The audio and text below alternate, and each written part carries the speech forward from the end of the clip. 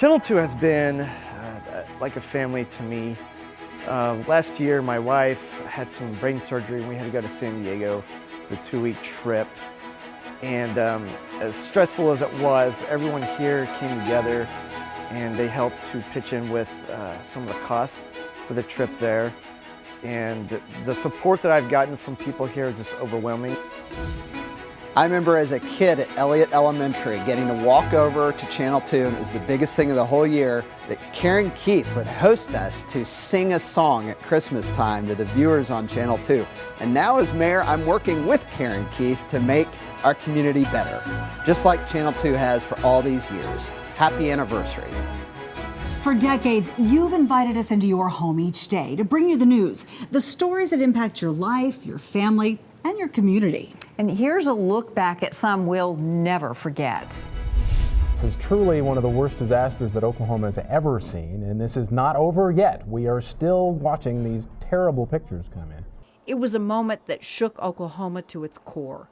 April 19th, 1995, the Oklahoma City bombing. But you can see the emergency workers waiting just outside the bombed out building. They can hear survivors in there. They can even touch some of the survivors in there. And of course, there are people in there who did not survive. 168 people died. Many more were hurt. On that dark day that left all of us with broken hearts.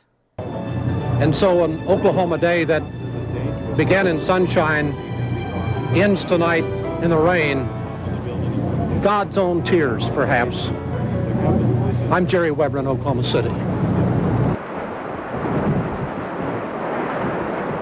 May 3rd, 1999, a record-setting tornado outbreak left 46 people dead and thousands homeless. An outbreak that ran from Lawton all the way to Green Country. Whenever I saw the roof come off the top of the house, I thought I was gone. The hardest hit, Moore, just south of Oklahoma City.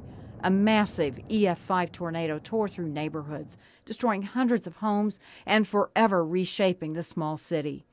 14 years later, following almost the same path through Moore, another deadly EF5 roared through the area, killing 25 people, including 7 school children huddling with their teacher inside the Plaza Towers Elementary.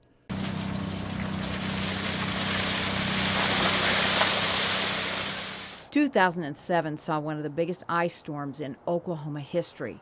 In early December, more than 36 continuous hours of freezing rain coated trees and power lines with up to 3 inches of ice.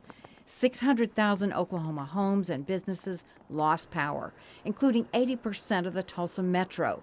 More than 24 deaths were associated with the storm. We've covered a lot of wildfires over the years.